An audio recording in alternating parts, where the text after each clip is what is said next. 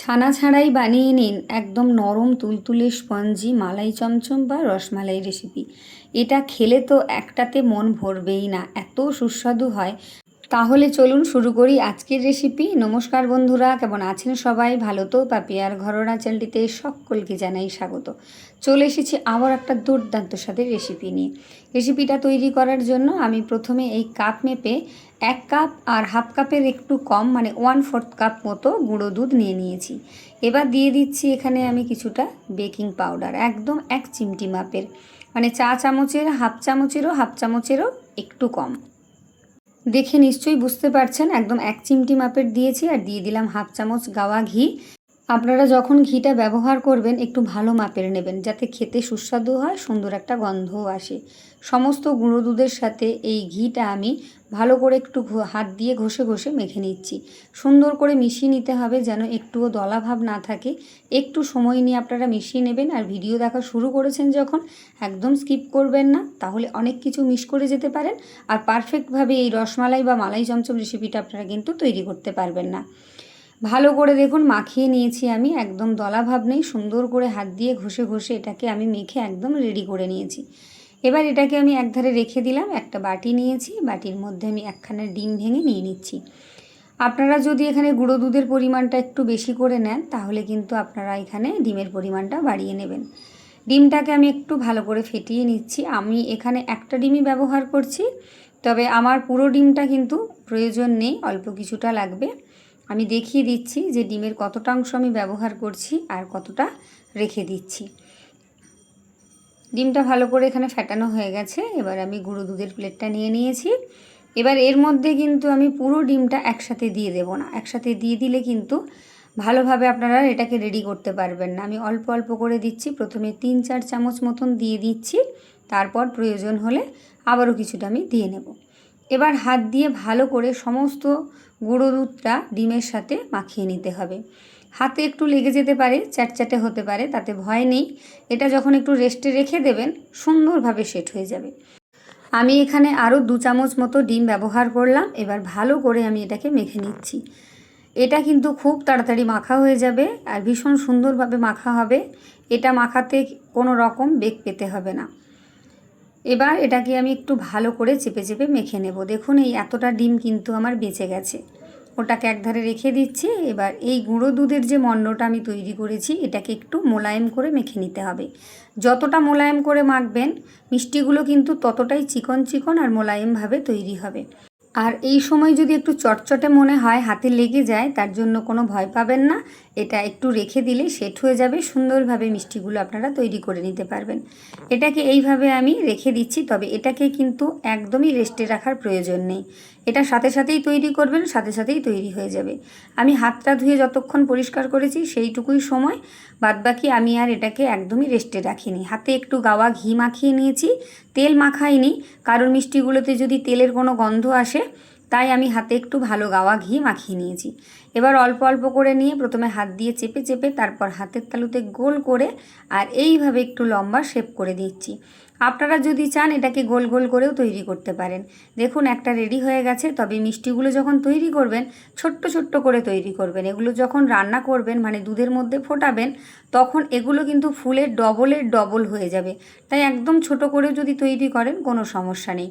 আমি প্রথমে একটা বড় করেছিলাম, তারপরে এই যে ছোট্ট ছোট্ট করে তৈরি করে নিচ্ছি। অনেকগুলো মিষ্টি কিন্তু আমি এখানে রেডি করে নিয়েছি। দেখুন সামান্য কিছুটা গুঁড়ো দুধ দিয়ে অনেকগুলো মিষ্টি এখানে তৈরি হয়ে গেছে। মোটামুটি 50 টাকা মতো খরচা করলে আপনারা অনেকগুলো মিষ্টি অনায়াসে বাড়িতে তৈরি করে ফেলতে পারেন। চলুন এবার এগুলোকে আমি পুরোপুরিভাবে তৈরি করে নিই। তার জন্য একটা কড়াইতে আমি 1 বাটি দুধ দিয়ে দিলাম। আমি 1 বাটি উষ্ণ গরম জলে বেশ কিছুটা গুঁড়ো দুধ গুলে নিয়েছি। আপনারা চাইলে গরুর দুধ বা প্যাকেট দুধ দিয়েও এটা তৈরি করে নিতে পারেন। এবার সুন্দর একটা গন্ধের জন্য দিয়ে দিলাম 3-4টে এলাচ থেতো করে। দুধটাকে আমি একটু ফুটিয়ে নেব, খুব বেশি ঘন করার প্রয়োজন নেই। লো আছে দুধটাকে ফুটিয়ে নিয়েছি। দেখুন বেশ সুন্দরভাবে দুধটা ফুটে উঠেছে।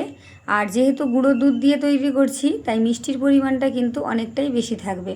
তাই এখানে বুঝে শুনে কিন্তু আপনারা চিনি দেবেন। আমি যে কাপ মেপে গুঁড়ো দুধ নিয়েছিলাম সেই কাপ মেপেই হাফ কাপেরও একটু কম চিনি দিলাম। এতে করে কিন্তু মিষ্টিটা একদম পারফেক্ট হবে, খুব বেশিও হবে না আর একটুও কমও হবে না। আর এর থেকেও যদি আপনারা বেশি মিষ্টি খেতে চান তাহলে চিনির পরিমাণটা আরেকটু বাড়িয়ে নেবেন। নেড়ে চেড়ে চিনিটাকে আমি খুব ভালো করে কিন্তু মিশিয়ে নিয়েছি, মানে চিনিটা দুধের সাথে ভালো করে মিশে গেছে, গুলে গেছে। আর দুধটা কিন্তু পাতলা আছে, খুব বেশি ঘন করিনি। এবার এই সময় আমি একটা একটা করে মিষ্টি এর মধ্যে দিয়ে দিচ্ছি। আপনারা অনেকেই মিষ্টি তৈরি করেন, বলেন যে ভেতরে শক্ত মতন থেকে যায়, ভালো করে মিষ্টিটা তৈরি হয় না। সেক্ষেত্রে কিন্তু আপনাদের দুধটা হয়তো বেশি ঘন করে ফেলেন।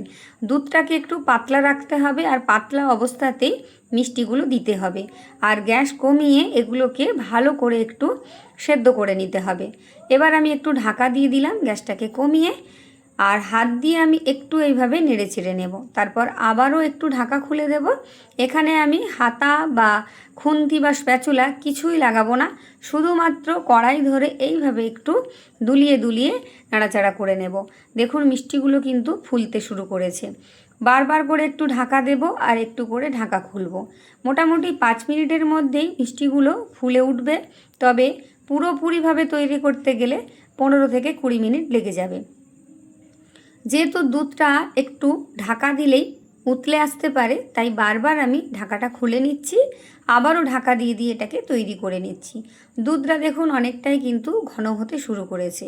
আপনারা যদি হাত দিয়ে এইভাবে ভালো করে নাড়াচাড়া না করতে পারেন তাহলে খুব হালকা হাতে আপনারা স্প্যাচুলা দিয়ে এটাকে নাড়াচাড়া করবেন বা হালকা হাতে একটু ঘুরিয়ে ঘুরিয়ে দেবেন, যাতে ওপর দিক আর নিচের দিক দুদিকটা খুব ভালোভাবে সেদ্ধ হয়ে যায় মিষ্টিগুলো। আর এইভাবে তৈরি করলে একটা মিষ্টিও ফাটবে না, ভেঙে যাবে না, আর একটা মিষ্টিরও ভেতরটা শক্ত ভাব থাকবে না। আপনারা যারা রেসিপি দেখছেন, প্রথমবার আমার চ্যানেলে ভিজিট করেছেন, যদি রেসিপি ভালো লাগে তাহলে অবশ্যই চ্যানেলটা সাবস্ক্রাইব করে পাশে থাকা বেল আইকনটি প্রেস করে অল করে রাখবেন। আমার ভিডিও নোটিফিকেশান সবার আগে আপনার কাছে পৌঁছে যাবে। আর সবার মধ্যে একটু শেয়ার করে দেবেন, বন্ধু বান্ধব আত্মীয় পরিজনদের মধ্যে, যাতে করে তারাও এরকম সুস্বাদু রেসিপি বাড়িতে বানিয়ে খেতে পারে। এটা খেতে এতটাই সুন্দর হয় যে এই এতগুলো মিষ্টি আপনি একা খেয়ে নিলেও মনে হবে আরও কিছুটা খাই। মিষ্টিগুলো কিন্তু অনেকটাই ফুলে গেছে, আমি আর বেশি নাড়াচাড়া করব না, এটাকে হালকা করে নেড়ে চেড়ে নেব। এবার আমি ঢাকা দিয়ে কিছুক্ষণ রাখার পর গ্যাসটাকে বন্ধ করে দেব। তারপর এইভাবে আমি রেখে কিছুক্ষণ ঠান্ডা করে নেব। তারপর এটাকে 1 ঘন্টা মতো আমি ফ্রিজে রেখে দেব। তারপর পরিবেশন করব, যাতে করে মিষ্টিগুলো একদম পারফেক্টভাবে তৈরি হয়। দেখুন কতটা সুন্দর হয়েছে। এবার আমি পরিবেশনের জন্য নিয়ে নিলাম। ফ্রিজের মধ্যে 1 ঘন্টা রেখে দিয়েছিলাম, একটু ঠান্ডা ঠান্ডা হয়েছে। ছানা ছাড়াই যে এত সুন্দর নরম তুলতুলে স্পঞ্জি মিষ্টি বাড়িতে আপনারা তৈরি করতে পারবেন, সেটা আজকের রেসিপি না দেখলে আপনারা কখনোই বুঝতে পারবেন না। আর বাড়িতে অতিথি আসলে ঝটপট এটা বানিয়ে দিতে পারবেন। কেউ যদি না জেনে খায় তাহলে বলতেই পারবে না যে এটা ডিম দিয়ে আর গুঁড়ো দুধ দিয়ে তৈরি। দেখুন কতটা স্পঞ্জি হয়েছে আর কতটা নরম তুলতুলে হয়েছে, ভীষণ সুস্বাদু। যারা যারা আমার রেসিপি দেখছেন তারা কিন্তু বাড়িতে বানিয়ে খেয়ে আমাকে কমেন্ট করে জানিয়ে যাবেন যে কেমন লাগলো। আর পারফেক্ট রেসিপি কিন্তু তৈরি করতে হলে আমার রেসিপিটা একদম স্কিপ না করে কন্টিনিউ দেখতে হবে। আর লাইক, কমেন্ট, শেয়ার আর সাবস্ক্রাইব করতে একদমই ভুলবেন না। তাহলে আজকের মতো টাটা, আবার দেখা হচ্ছে অন্য কোনো দিন অন্য কোনো রেসিপি নিয়ে। সবাই ভালো থাকবেন, সুস্থ থাকবেন, সকলকে অসংখ্য ধন্যবাদ, টাটা।